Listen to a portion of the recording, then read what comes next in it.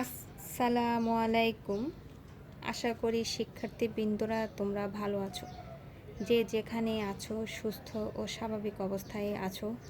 দেশ আজ কঠিন বিপর্যয় অবস্থায় দিয়ে যাচ্ছে।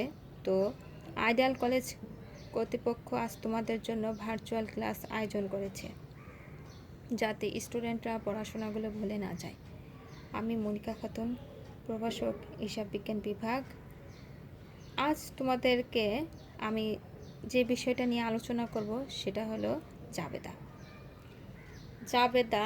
তো দেখো, জাবেদা হলো জার্নাল, আমরা জার্নালও বলে থাকি। তো জার্নালটা হলো ইংরেজিতে আমরা বলে থাকি। তো জাবেদাটা যার শব্দ থেকে এসেছে, এটি মূলত একটা ফার্সি শব্দ। তো যার অর্থটি হলো দিবস বা দিন। প্রতিদিন যে লেনদেনগুলো তরফা দাখিলা পদ্ধতি অনুযায়ী যে লেনদেন আমরা করে থাকি, তা আমরা জাবেদা বইতে সংরক্ষণ করি। তো জাবেদা করার জন্য দুইটি পদ্ধতি রয়েছে, একটি সনাতন পদ্ধতি আর একটা আধুনিক পদ্ধতি। তো ডিয়ার স্টুডেন্ট, তো দেখো, আমি তোমাদের আজকে কয়েকটা জিনিস বলি। সেটা হলো যে আমরা বেশিরভাগই আধুনিক পদ্ধতি আমরা জার্নাল করে থাকি। তো আধুনিক পদ্ধতিতে 6টি নিয়ম রয়েছে। তো 6টি যেহেতু নিয়ম রয়েছে, অনেক সময় আমরা তা ভুলে যাই। তাই আমি সেটা আজকে শর্টকাটে করাবো। দেখো, এখানে সবৌ আর একটা আদম। তো সবৌকে আমরা যদি ভাঙি, দেখো তাহলে কি হবে? দন্তের সতে সম্পদ, বতে ব্যয়, আর রসতে উত্তোলন। তো দেখো, এই সবও যদি বৃদ্ধি পায় তাহলে কি হবে? ডেবিট হবে। আর হ্রাস যদি পায়, ক্রেডিট হবে। আদম, তো দেখো এখানে স্বরে আতে কি আসবে? স্বরে আতে আয়, দতে দায়, মতে মূলধন ও মালিকানা সত্ত্ব। তাহলে দেখো, এই আদম যদি হ্রাস পায় তাহলে ডেবিট আসবে, আর বৃদ্ধি যদি পায় ক্রেডিট আসবে। ডিয়ার স্টুডেন্ট, দেখো, এই আদম যদি হ্রাস পায় তাহলে কি হবে? ডেবিট। আর যদি বৃদ্ধি পায় তাহলে ক্রেডিট। তো দেখো, জাবেদা, প্রথম একটা আমরা জাবেদা করি। তো দেখো, ক্রয় করা হলো কিসে? নগদে 5,000 টাকা। তো আমরা ক্রয়টা যেহেতু করেছি কিসের মাধ্যমে? নগদে করেছি। তো আমরা জানি একটা লেনদেনের দুটি অ্যাঙ্গেল থেকে যদি আমরা বিবেচনা করি, তাহলে দেখো দুটি দিক সবসময় আমাদের বিবেচনা করতে হবে। সে দুইটি দিকটা হলো একটা যে কোনো একটা হিসাব ডেবিট হবে আর একটা ক্রেডিট হবে। তাহলে দেখো, আমি তোমাদের যেটা করাবো, দেখো ক্রয় হিসাবটা যেহেতু আমি ক্রয় করেছি, ক্রয়টা হলো আমার ব্যয়টা তাহলে আমার বৃদ্ধি পেয়েছে। যেহেতু আমি ক্রয় করেছি তাহলে কি হবে? আমার প্রতিষ্ঠানের জন্য আমি ক্রয় করেছি, তার মানে আমার প্রতিষ্ঠানের জন্য আমি নিয়ে আসলাম। ঠিক আছে, আমি যেহেতু নগদে ক্রয় করেছি তার মানে আমি নিয়ে আসলাম, তার মানে আমার এই ক্রয় হিসাবটা আমার বৃদ্ধি পেয়েছে। আর আমি যেটা করেছি সেটা হচ্ছে নগদে, তার মানে আমার নগদে টাকাটা চলে গেছে। তাহলে এই ক্রয় হিসাবটা, তাহলে দেখো ক্রয় হিসাবটা আমার ব্যয় যদি বৃদ্ধি পায় তাহলে কি হবে? ডেবিট হবে। আর নগদান হিসাবটা যেহেতু আমার সম্পদ, তাই নগদান হিসাব যদি কমে যায় বা হ্রাস পায় তাহলে কি হবে? ক্রেডিট হবে। তাই দেখো, এই যে ক্রয় হিসাব হবে ডেবিট আর নগদান হিসাব হবে ক্রেডিট। কত টাকা? 5,000 টাকা। তো আরেকটা দেখো, সেটা হলো যে পণ্য ক্রয় করা হলো কত টাকা? 7,000 টাকা। আমরা পণ্য ক্রয় করেছি কিসে? পণ্যটা ক্রয় করেছি কিসে তা উল্লেখ করা হয়নি। তো আমরা যেহেতু পণ্যটা ক্রয় করেছি কিসে? পণ্যটা করেছি কিছু উল্লেখ নাই। দেখো, নগদে করেছি না বাকিতে করেছি না চেকের মাধ্যমে পরিশোধ করেছি, কোনোটাই নাম উল্লেখ করা নাই। যদি উল্লেখ যদি না থাকে তাহলে আমার নগদান বলে একটা হিসাব আসবে। যেহেতু নগদান বলে যদি আমার একটা হিসাব আসেই, তাহলে দেখো যেহেতু আমি ক্রয় করেছি, ক্রয়টা হলো আমার ব্যয়টা, তাহলে আমার ব্যয় যদি বৃদ্ধি পায় তাহলে কী হবে? ডেবিট। আর যেহেতু আমার এখানে উল্লেখ নাই, আমি তো কেন উল্লেখ নাই, দেখো কোনো কিছু তো উল্লেখ নাই, আমি তো টাকাটা দিয়েই তো ক্রয় করেছি নাকি, তাহলে এখানে আসবে তোমার নগদান হিসাব ক্রেডিট। তাহলে পরের যাবেটা দেখো, এখানে ধারে পণ্য ক্রয় করা হলো কত, 2000 টাকা। ধারে আমরা পণ্য করেছি কিসে, ধারে আমরা পণ্যটা ক্রয় করেছি, টাকাটা আমরা দেইনি, বা সে আমাদের কাছ থেকে সে টাকাটা পাবে, তার মানে সে আমাদের কাছ থেকে আমরা তার কাছে দায়বদ্ধ আছি।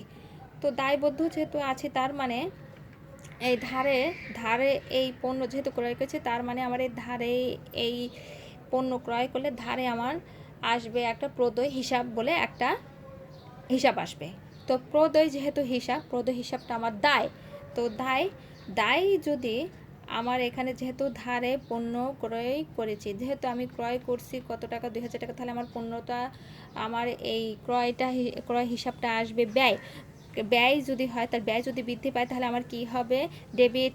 আর যেহেতু এই ধারে যেহেতু পণ্য করেছে, আমরা প্রদেয় হিসাবটা নিয়ে আসব। আবার পাওনাদারও হয়, এটা দুইভাবেই আমরা লিখতে পারি। তো ধারে যেহেতু করেছি, তার মানে আমরা এই প্রদেয় হিসাবটা বা পাওনাদার হিসাব, এটা হবে, এটা দায়। তাই আমার এটা দায় যদি বৃদ্ধি পায়, তাহলে কি হবে, ক্রেডিট হিসাব হবে। তাহলে দেখো এখানে যেহেতু ব্যয় যদি আমার বৃদ্ধি পেয়েছে এখানে, তাই ডেবিট আসবে। আর এখানে যেহেতু আমার এখানে দায়ও বৃদ্ধি পেয়েছে, তাই এখানে ক্রেডিট হবে। দেখো চেকের মাধ্যমে পণ্য ক্রয় করা হলো, আমরা পণ্যটা ক্রয় করেছি কিসের মাধ্যমে, চেকের মাধ্যমে যেহেতু করেছি, তাহলে এখানে ক্রয়টা কি করেছি, আমরা পণ্যটা তো ক্রয় করেছি, তাহলে এখানে আমার ক্রয় এই ব্যয়টা বৃদ্ধি পেয়েছে। তাহলে কিসের মাধ্যমে করেছি, চেকের মাধ্যমে। তাহলে দেখো যেহেতু আমরা চেকের মাধ্যমেই করেছি, এই চেকটা নিয়ে আমরা কোথায় যাব, প্রথমত আমরা তো ব্যাংকেই তো যাব নাকি, ব্যাংকে গিয়েই তো আমরা তো টাকাটা নিব, ঠিক আছে। যদি আমরা টাকাটা যদি নেই, তাহলে দেখো ব্যাংকের থেকে যদি আমরা টাকা নিই, তাহলে আমার ব্যাংকের টাকাটা কি হবে, ব্যাংকের টাকাটা আমার কমে যাবে। তাই এখানে ব্যাংক বলে একটা হিসাব আসবে, ঠিক আছে, ব্যাংক হিসাব বলে একটা হিসাব আসবে। তাই দেখো আমি ক্রয় যেহেতু করেছি, তাহলে এখানে আমার ক্রয়টা বৃদ্ধি পেয়েছে, তাই মানে ব্যয় হিসাবটা বৃদ্ধি পেয়েছে, তার মানে এখানে ডেবিট। আর এখানে যেহেতু চেকে করেছি, তার মানে আমার এটা ব্যাংক বলে একটা হিসাব আসবে, তাই এখানে ব্যাংক হিসাব ক্রেডিট হবে। তার মানে ব্যাংক হিসাবটা হলো একটা সম্পদ, তাই সম্পদটা যদি হ্রাস পায়, তাহলে ক্রেডিট হবে। আর এখানে দেখো 5 নম্বরটা, যেহেতু এখানে পণ্য বিক্রয় করা হয়েছে কত টাকা, 7000 টাকা। আমরা এই বিক্রয় করেছি কিসের মানে কত টাকা বিক্রয় করেছি, 6000 টাকা দিয়ে। এখানে আমরা যদি বিক্রয় করি পণ্যটা যেহেতু আমরা এখন এটা বিক্রয় করেছি, দেখো আমরা নগদে করেছি নাকি বাকিতে করেছি না চেকে করেছি, এটা কোনো কিছু যেহেতু উল্লেখ নাই, তার মানে এটা আমরা ওই আগের মতনই এটা নগদান হিসাব লিখব। তাই দেখো এখানে যেহেতু বিক্রয় করেছি, বিক্রয়টা কি হবে, যেহেতু এখানে আমরা দুইটি জিনিস কিন্তু পেয়েছি, দেখো একটা আসবে বিক্রয় হিসাব আসবে, আর একটা কিন্তু নগদান হিসাব বলে আসবে।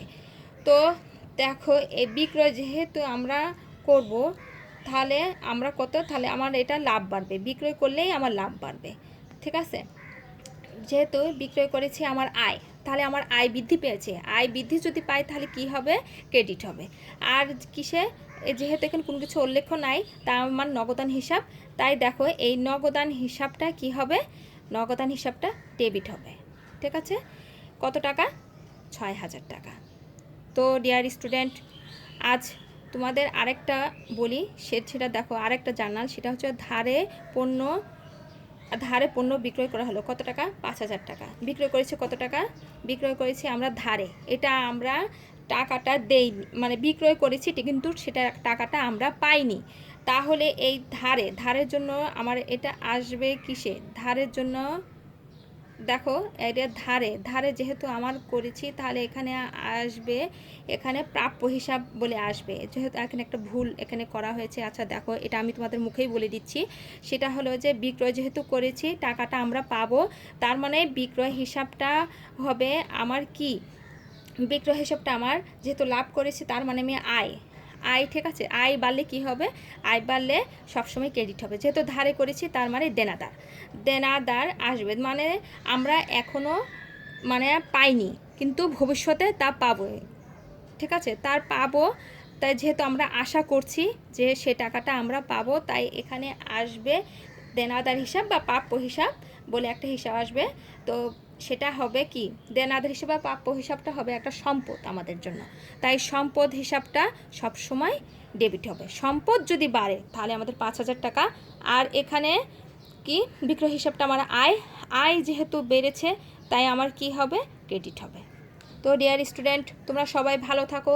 আজ তোমাদের এই এতটুকু আমি জার্নাল তোমাদের করাচ্ছি। তো তোমরা অবশ্যই এই 6টা জার্নাল তোমরা একটু সুন্দরভাবে অবশ্যই এটা করে নেবে। তো